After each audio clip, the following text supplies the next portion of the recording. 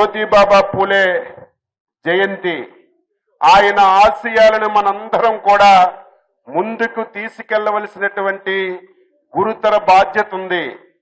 అదేదో ఈ రోజు కాదు, స్వాతంత్రం రాకముందే, స్వాతంత్రం వచ్చిన తర్వాత కూడా ఈ దేశంలో ఎటువంటి పరిస్థితులు వస్తాయి, ఎటువంటి ఇబ్బందులను మనం ఎదుర్కొంటామని గ్రహించినటువంటి మహామేధావి జ్యోతిబాబా పూలే గారు. ఆ రోజు అంతరాటితనం, అదేవిధంగా స్త్రీలకి విద్య లేదు, ఎక్కడికక్కడ వివక్ష, కుల వివక్ష, మత వివక్ష, మహిళా వివక్ష, ఈ వివక్షలన్నీ ఈ దేశానికి అరిష్టం. దీన్ని వదలగొట్టాలని ఆ రోజు నుంచే పోరాట యోధుడిగా చేసినటువంటి మహనీయుడు జ్యోతిబాబా పూలే గారు. ఆయన ఆశయాలను మనందరం పుణికి పుచ్చుకొని ముందుకు తీసుకెళ్లి అమలు చేసి ఆయనకి నిజమైనటువంటి నివాళులు అర్పిద్దామని ఈ సందర్భంగా తెలియజేస్తున్నాను. ఇక ఆంధ్రప్రదేశ్ రాష్ట్రం 60% బలహీన వర్గాలున్నారు, బడుగులున్నారు. స్వాతంత్రం వచ్చిన తర్వాత 35 సంవత్సరాలు ఎవరైతే హరిజన గిరిజన బడుగు బలహీన వర్గాలు కేవలం ఎన్నికలు వస్తే ఓటేసినటువంటి యంత్రాలుగా మాత్రమే ఉన్నాము తప్ప ఎక్కడ ఈ వర్గాలకి అవకాశం ఇచ్చినటువంటి పరిస్థితులు లేవు. నేను గర్వంగా చెప్పదలిచాను, 1982 స్వర్గీయ నందమూరి తారక రామారావు గారు తెలుగుదేశం పార్టీ పెట్టిన తర్వాత మన వర్గాలకి ఆర్థికంగా, రాజకీయంగా, సామాజికంగా అవకాశాలు వచ్చినటువంటి విషయాన్ని ప్రతి ఒక్కరూ గుర్తుపెట్టుకోవాలి. రావడమే కాదు, ఆ రోజు స్థానిక సంస్థల ఎన్నికలు వస్తే 27% రిజర్వేషన్లు ఇచ్చాడు. బలహీన వర్గాల పిల్లలు చదువుకోవడానికి రెసిడెన్షియల్ స్కూల్స్ ఇచ్చాడు.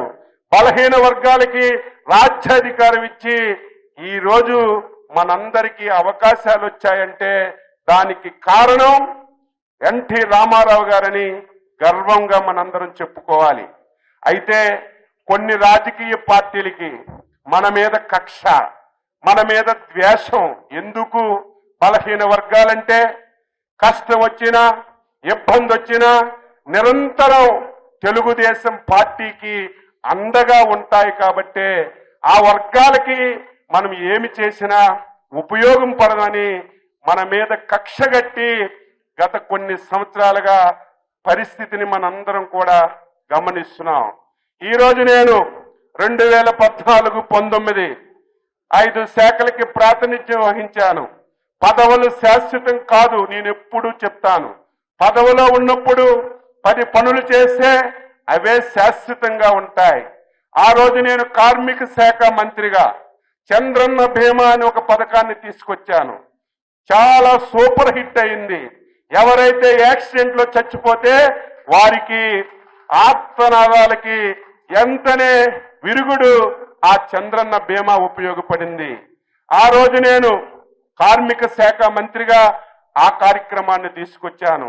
ఆ రోజు నేను స్పోర్ట్స్ మినిస్టర్గా ఉన్నాను. ఈ రోజు జిల్లాల్లో, నియోజకవర్గాల్లో క్రీడలకు ఎక్కడ అవకాశాలు లేవు. ఎక్కడో పెద్ద పెద్ద పట్టణాల్లోనే స్టేడియంస్ ఉన్నాయి, గ్రామాల్లో, నియోజకవర్గాల్లో లేవని 175 నియోజకవర్గాలకి ఒకేసారి 175 స్టేడియంస్ మంజూరు చేసి కట్టించినటువంటి ఘనత చంద్రబాబు నాయుడు గారి ఆధ్వర్యంలో నాకే దక్కింది. చివరగా 2 సంవత్సరాలు ట్రాన్స్పోర్ట్ మినిస్టర్గా, బీసీ మంత్రిగా, చేనేత జౌళి శాఖ మంత్రిగా చంద్రబాబు నాయుడు గారు బాధ్యతలు ఒప్పజెప్పారు.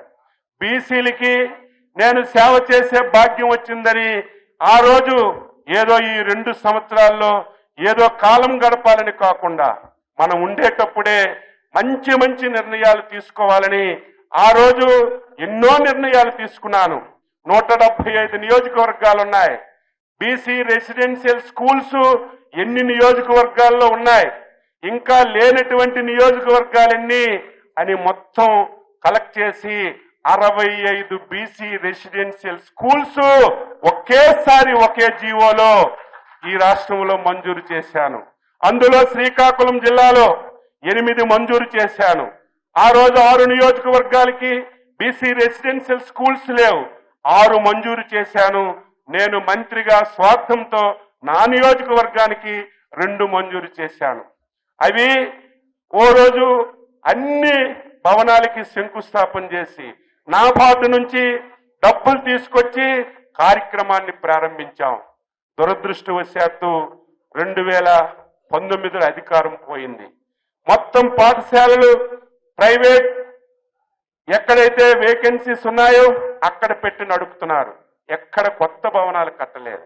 ఈరోజు బీసీ భవనం చాలా గర్వపడుతున్నాను. అందరు కలెక్టర్లతో మాట్లాడాను. బీసీలకి స్థలం ఇవ్వండి. ఏదో అచ్చెన్నాయుడు గారు బీసీ మంత్రిగా స్థలం అడిగారంటే ఎక్కడో ఊరు పక్కనో పట్టణానికి దూరంగా ఇస్తే నేను ఒప్పుకోనని 13 జిల్లాల్లో మెయిన్ ప్లేస్లన్నీ సెలెక్ట్ చేసి 13 జిల్లాలకి 5 కోట్ల రూపాయల చొప్పున బీసీ భవనాలు మంజూరు చేశాను. అన్ని నేనే శంకుస్థాపన చేశాను. ఆ రోజు 19లో ప్రభుత్వం పోయిన తర్వాత ఒక్క భవనం కూడా పూర్తి కాలేదు. మళ్ళీ మొన్న అధికారంలోకి వచ్చేసరికి 90% పూర్తయినటువంటి భవనాలు ఒక 5 ఉంటే డబ్బు ఈరోజు కష్టంగా ఉంది, ఆర్థికంగా సమస్యలు ఉన్నాయని ఆ 5 భవనాలకి రిమైనింగ్ డబ్బు ఇచ్చి కంప్లీట్ చేశాం. అందులో భాగంగానే ఈరోజు ఈ శ్రీకాకుళం బీసీ భవనాన్ని ప్రారంభించుకున్నాం. ఈరోజు వచ్చాను, చాలా సంతోషంగా ఉంది. దీన్ని ఇంక మనం ఆలోచన చేసి ముందుకు తీసుకెళ్ళాలి. ఇప్పుడే కలెక్టర్ గారికి చెప్పాను, పక్కనే బ్రహ్మాండమైనటువంటి ప్లేస్ ఉంది, జేసీ గారికి సర్వే చేయమన్నాం. ఆ ప్లేస్ కూడా వీళ్ళకే ఇస్తాం. ఓపెన్ ఆడిటోరియం కడితే సాయంత్రం కూడా అక్కడ పెళ్లిళ్ళు చేసుకోవడానికి అవకాశం ఉంటుంది. ఇంకా పైన 2 ఫ్లోర్లు వేసుకోవడానికి అవకాశం ఉంది. అదేవిధంగా రూములు కట్టడానికి అవకాశం ఉంది. దానికి కూడా 3-4 కోట్ల అవసరం. క్రమేపీ ఆర్థికంగా వెసులుబాటు వస్తే అవి కూడా నిర్మించుకుంటే నేను డిపార్ట్మెంట్కి ఒకటే తెలియజేస్తున్నాను, ప్రభుత్వ భవనాలంటే నాకు నమ్మకం లేదు. ఓపెన్ చేస్తాం, అన్ని కడతాం, మెయింటెనెన్స్ సరిగా ఉండదు. 1-2 మాసాలైతే ఇదే భవనంలోకి వస్తే బాధ కలుగుతుంది. కానీ ఒక పైసా ఖర్చు అయినా పర్వాలేదు, కలెక్టర్ గారికి డిపార్ట్మెంట్కి చెప్తున్నాను, దీని మెయింటెనెన్స్ అవుట్ సోర్సింగ్ ఇవ్వాలి. ఈ రోజు ఏ విధంగా భవనం ఉందో సంవత్సరం తర్వాత కూడా అదే విధంగా ఈ భవనం ఉండే విధంగా మెయింటెనెన్స్ చేయాలి. అవసరమైతే ఈరోజు మనం వీటికి వచ్చినటువంటి డబ్బుల్లోనే అది ఖర్చు పెట్టి ముందుకెళ్లే అవకాశం ఉంది. అది చెయ్యమని స్పష్టంగా నేను తెలియజేస్తున్నాను. ఈరోజు ఆదరణ పెట్టాం. ఎంత బాధ కలుగుతుందంటే, ఎంత దుర్మార్గులంటే, ఎంత కఠోరమైనటువంటి వ్యక్తులంటే ఇది ఒక బెస్ట్ ఎగ్జాంపుల్. నేను బీసీ మంత్రిగా ఈరోజు రాష్ట్రంలో బీసీల్లో 139 కులాలు ఉన్నాయి. 139 కులాల్లో ఎక్కువగా సొంత మంది చేతి వృత్తుల మీద ఆధారపడ్డారు. వారికి మనం ఆర్థికంగా సహాయం చేయాలి. వారికి అధునాతనమైనటువంటి పనిముట్లు ఇవ్వాలని ఆదరణ పథకం పెట్టాను. 90% సబ్సిడీ ఇచ్చాను. 10% కాంట్రిబ్యూషన్ తీసుకొని ఆ రోజు మంజూరు చేసి వాళ్ళు కోరుకున్నవన్నీ, ఇదేదో నేను మంత్రిగా ప్రభుత్వం ఏదో ఇవ్వడం కాదు, ఎవరికి ఏ వస్తువు కావాలో కోరుకున్న వస్తువులన్నీ కొని తెచ్చి రెవెన్యూ డివిజన్ లో గోడౌన్స్ తీసుకొని అక్కడికి పంపించాం. ఈలోపు ఎన్నికల నోటిఫికేషన్ వచ్చింది, పంచడానికి అవకాశం లేదు. తరువాత 5 సంవత్సరాలు ప్రభుత్వం పైసా ఖర్చు పెట్టక్కర్లేదు. మేము గోడంలో తెచ్చిన సరుకులు వాళ్ళు వెళ్ళి బలహీన వర్గాలకి పంపిణీ చేయాలి. 5 సంవత్సరాలు గోడం తాళం తీయలేదు. మొన్న అధికారంలోకి వస్తే కలెక్టర్లకు అందరికీ ఆదేశాలు ఇచ్చి ఆ పరికరాలు ఎలాగున్నాయో గోడమ్స్ తెరండి అంటే మొత్తం పరికరాలన్నీ పోయాయి. ఒక్క పరికరం పనిచేయకుండా పోయింది. ఇంత కక్ష బలహీన వర్గాల మీద ఎందుకని చెప్పి నేను అడుగుతున్నాను. ఈరోజు ఎవరైనా సరే ప్రభుత్వం అంటే కంటిన్యూషన్ గా కార్యక్రమాలు చేయాలి. ఈరోజు ఒక ప్రభుత్వం మారిపోతే ఒక వర్గం మీద కక్ష కడితే ఇంకా మనం చెప్పడానికి చేయడానికి ఏముంటుందని ఈ సందర్భంగా తెలియజేస్తున్నాను. బలహీన వర్గాలు 5 సంవత్సరాలు ఏవైతే కులాలు ఉన్నాయో ఫెడరేషన్స్ పెట్టాను. ప్రతి ఫెడరేషన్ కి దామాస ప్రకారం డబ్బులు ఇచ్చాం, లోన్లు ఇచ్చాం, ఆర్థిక సహాయం చేశాం. తర్వాత వచ్చిన ప్రభుత్వం మొత్తం డిపార్ట్మెంట్లకి తాళం వేయడం కాదు, తాళం మీద లక్కసీలేసి తలుపులు తీసినటువంటి పరిస్థితి లేదు. ఒక్క కులం అంటే ఒక్క కులంకి, ఒక వ్యక్తికి ఆర్థిక సహాయం అందించలేదు. మళ్ళీ మనం వచ్చాం, కష్టాలున్నాయి, ఇబ్బందులున్నాయి, అయినా సరే మళ్ళీ స్కీమ్ పునఃప్రారంభించాలని 4700 బీసీ లోన్లు జిల్లాకు మంజూరు చేశాం. కానీ విపరీతంగా ఒత్తిడి ఉంది. గ్రామానికి 1 2 వస్తున్నాయి. చాలా మంది ఒత్తిడి చేస్తున్నారు. ప్రతి ఒక్కరికి తెలియజేస్తున్నాను, ఈ కార్యక్రమం పునఃప్రారంభం అయింది. ఈ సంవత్సరమే మొదలుపెట్టాం. మళ్ళీ ఈ బడ్జెట్ లో ఇంకా ఎక్కువ యూనిట్స్ మంజూరు చేసి అందరికీ ఇస్తాం. ఎవరు కూడా ఆందోళన చెందవలసినటువంటి అవసరం లేదని ఈ సందర్భంగా ఈ జిల్లాలో ఉన్నటువంటి బీసీ నాయకులకి అందరికీ తెలియజేస్తున్నాను. దాన్ని కూడా సద్వినియోగం చేసుకోమని ఈ సందర్భంగా తెలియజేస్తున్నాను.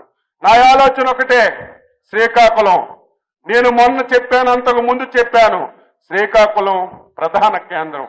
ఈ కేంద్రాన్ని అభివృద్ధి చేయాలి. అభివృద్ధి చేయాలంటే మాకు తపనుంది, మీరు సహకరించాలి. ఈ మధ్య 4-5 కార్యక్రమాలు చూశాను, బాధ కలిగింది. రేపు 14వ తారీఖున మహానుభావుడు అంబేద్కర్ గారి జయంతి. ఎప్పుడు చూసినా విగ్రహం బాగలేదు. ఎప్పటి నుంచో నా ఆలోచన, నాకు అవకాశం వస్తే కంపల్సరిగా శ్రీకాకుళంలో కాంస్య విగ్రహం పెడదామని అనుకున్నాను. అవకాశం వచ్చింది, కాంస్య విగ్రహం పెట్టాం. అది కూడా వాళ్ళ సంఘం వాళ్ళకే చెప్పి, మీరే తీసుకోండి, మీరే నిర్ణయించుకోండి, విగ్రహం మీరే సెలెక్ట్ చేయండి, మేము డబ్బులు ఇచ్చి తెస్తామని వాళ్ళకే అప్పచెప్తాం. ఒక మీడియాలో చూస్తే అంబేద్కర్ గారికి అవమానం జరిగిపోయిందని తప్పుడు ప్రచారం చేస్తున్నారు. ఇది ధర్మమా న్యాయమా అని చెప్పి అడుగుతున్నాను. మొన్ననే శ్రీకాకుళంలో మార్కెట్కి వెళ్ళాను. ఆ మార్కెట్ చూస్తే బాధ ఆవేదన కలిగింది. ఏదో అవకాశం ఉంది, శ్రీకాకుళంలో సెంట్రల్ ప్లేస్ లో మార్కెట్ ఉంది. ఆ మార్కెట్ ని అన్ని విధాలుగా అభివృద్ధి చేసి ఈ రాష్ట్రంలోనే ఒక మోడల్ మార్కెట్ గా తయారు చేయాలంటే దాన్ని కూడా తిమ్మిని బంబి చేసి ప్రతిరోజు ఏదో ఒకటి మాట్లాడుతున్నారు. ఈరోజు మున్సిపల్ ఆఫీస్ ఉంది. దీనికంటే మా ఊర్లో ఉన్నటువంటి గ్రామ సచివాలయం మేలు, అంత బాగా నేను కట్టాను. హెడ్ క్వార్టర్లో కార్పొరేషన్ కార్యాలయం చూస్తే చెక్కులు పడిపోతున్నాయి, వెళ్ళడానికి ఇబ్బంది. ఆ కార్యాలయాన్ని ఏదో ఒక రూపంలో ఒక్క ప్రభుత్వమే చేయాలంటే ఏది సాధ్యపడదు. ప్రభుత్వం ప్రైవేట్ భాగస్వామ్యం ఉంటేనే అభివృద్ధి జరుగుతుంది, ఆదాయం వస్తుంది. మీరందరూ ఒకసారి చూడండి, 1996లో ఈ దేశానికి వాజ్పేయి ప్రధానమంత్రి కాకముందు మన రోడ్లన్నీ ఎలాగుండేవి. శ్రీకాకుళం నుంచి ఇచ్చాపురం వెళ్ళాలంటే 8 గంటల ప్రయాణం చేసేవాళ్ళం. ఆ రోజు పీపీపీ మోడల్లో గోల్డెన్ కోఆర్డినేటర్ ప్రాజెక్టు కింద నేషనల్ హైవే వచ్చింది. ఈ రోజు వైజాగ్ ఎయిర్పోర్ట్ నుంచి ఇచ్చాపురం 2.5 గంటల్లో 3 గంటల్లో వెళ్ళిపోతున్నాం. ఆ రోజు ప్రైవేట్ భాగస్వామ్యం వచ్చింది కాబట్టి అభివృద్ధి చేయగలిగాం. కాబట్టి ఈ రోజు ఎక్కడో చూశాను, నా ఫోటో, ఎమ్మెల్యే ఫోటో, కలెక్టర్ గారి ఫోటో, 4 ఫోటోలు వేసి మున్సిపల్ ఆఫీస్ అమ్మేస్తున్నారని చెప్పి రాస్తున్నారు. ఇది మంచి విధానం కాదు. అభివృద్ధికి సహకరించండి. ఇది చేయకపోతే నాకేమి నష్టం? కానీ నేను ఎవరు ఎన్ని చెప్పినా సరే ధర్మాన్ని పాటిస్తాను, న్యాయాన్ని పాటిస్తాను. తప్పనే మాట లేకుండా నేను అనుకున్నది మంచి అయితే, నేను అనుకున్నది ఇది ఈ కేంద్రానికి ఉపయోగపడుతుందంటే ఎవరు సలహాలు ఇచ్చినా తీసుకుంటాను. కానీ నేను ఈ 5 సంవత్సరాల్లో ఈ జిల్లా హెడ్ క్వార్టర్ రూపురేఖలు మార్చాలని ఒక తపనతో పనిచేస్తున్నాను. దీనికి ప్రతి ఒక్కరూ సహకరించాలని ఈ సందర్భంగా తెలియజేస్తున్నాను. ఈ రోజు ఈ భవనం రోడ్డు కూడా బాగలేదు. ఇప్పుడే కలెక్టర్ గారితో చెప్పాను, మంచి రోడ్డు వేద్దాం. ఓపెన్ ఆడిటోరియం కడదాం. ఎవరైతే పేదవాళ్ళు ఉన్నారో ఏవైనా సమావేశాలు పెట్టుకోవాలంటే తక్కువ డబ్బుకి మనం ఈ భవనం ఇచ్చే కార్యక్రమం చేద్దాం. ఎవరైనా బీసీలు పేదవాళ్ళు పెళ్లి చేసుకుంటామంటే ఖర్చులు తీసుకొని భవనం ఇస్తే ఇది కట్టినటువంటి దానికి ఒక సార్థకత ఉంటుంది. ఈరోజు మీరే చూస్తారు 365 రోజులు ఖాళీ లేకుండా ఈ భవనం బుక్ అయ్యే పరిస్థితి వస్తుంది. దాన్ని మనం సద్వినియోగం చేసుకొని డిపార్ట్మెంట్ కూడా ఒక సీనియర్ ఆఫీసర్కి దీని మీద ఇన్ఛార్జ్ పెట్టి ముందుకు నడిపించాలని ఈ సందర్భంగా తెలియజేస్తూ, బీసీలు 60% మంది ఉన్నారు. ఈరోజు చంద్రబాబు నాయుడు గారు, లోకేష్ బాబు గారు, ఎన్డీఏ ప్రభుత్వం బీసీలకి అత్యంత ప్రాధాన్యత ఇస్తుంది. మళ్ళీ ఆగిపోయినటువంటి కార్యక్రమాలన్నీ పునఃప్రారంభిస్తున్నాం. మళ్ళీ బీసీలకి ఆర్థికంగా బలోపేతం చేయడానికి నిర్ణయం చేసి ముందుకెళ్తున్నామని ఈ సందర్భంగా తెలియజేస్తూ, గత 5 సంవత్సరాలు బీసీలకి జరిగిన నష్టాన్ని మళ్ళీ వడ్డీతో సహా ఇవ్వడానికి అన్ని విధాల ప్రయత్నం చేస్తున్నామని ఈ సందర్భంగా తెలియజేస్తూ, ప్రతి ఒక్కరూ ఒక మంచి ఆలోచనతో, ఎప్పుడు ఒకే రకమైనటువంటి ఆలోచనలుంటే మనం ఎప్పుడు బాగుపడం. ఒక ఆలోచనతో ముందుకెళ్ళాలి. మీ అందరూ సాక్షులు. 1996లో ఆ రోజు ముఖ్యమంత్రిగా చంద్రబాబు నాయుడు గారు జన్మభూమి కార్యక్రమం పెట్టారు. ఆ రోజుకి ఏ గ్రామానికి రోడ్ లేదు, ఏ గ్రామంలో ఒక సిమెంట్ రోడ్ లేదు.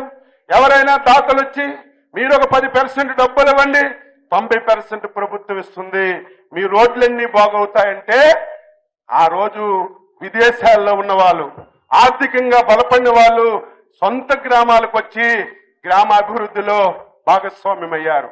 ఈరోజు అదే విధానాన్ని కొనసాగించాలని మన నాయకుడు చంద్రబాబు నాయుడు గారు ఫీ4 అని చెప్పి ఒక పథకం తీసుకొచ్చారు.